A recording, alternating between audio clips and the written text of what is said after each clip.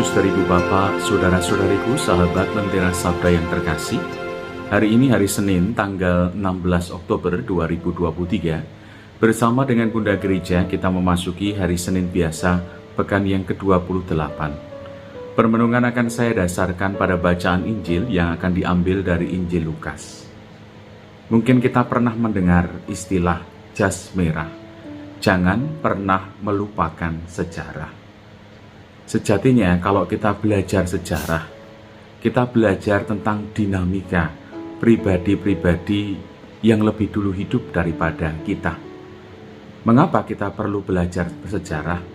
Yang pertama, supaya kita bisa belajar tentang kesalahan-kesalahan di masa lalu dan memperbaiki yang namanya hidup kita ke depan. Karena kurang lebih pengalaman diri manusia itu sama. Tetapi bagaimana manusia itu menyikapi pengalaman yang hampir sama itu bisa jadi berbeda. Sejenak kalau kita melihat yang namanya kitab suci, berbicara bagaimana hidup orang beriman, tantangan-tantangan yang akan dihadapi oleh orang beriman, dan bagaimana sejatinya kita mesti hidup sebagai pribadi yang beriman. Tuhan Yesus melalui bacaan Injil pada hari ini menegaskan, tidak akan pernah ada tanda yang akan aku berikan selain tanda dari Nabi Yunus.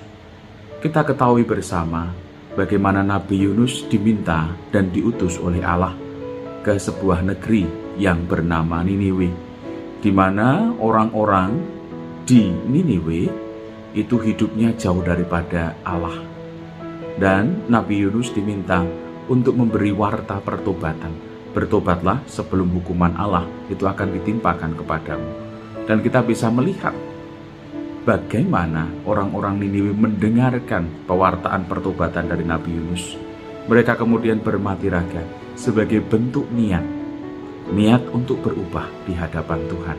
Dan akhirnya Allah mengampuni mereka dan melepaskan mereka dari yang namanya hukuman. Belajar dari pengalaman orang-orang Niniwe, kita pun juga diajak untuk senantiasa melihat belas kasih Allah. Dan kemudian kita diajak untuk koreksi diri. Apa yang membuat kita jatuh?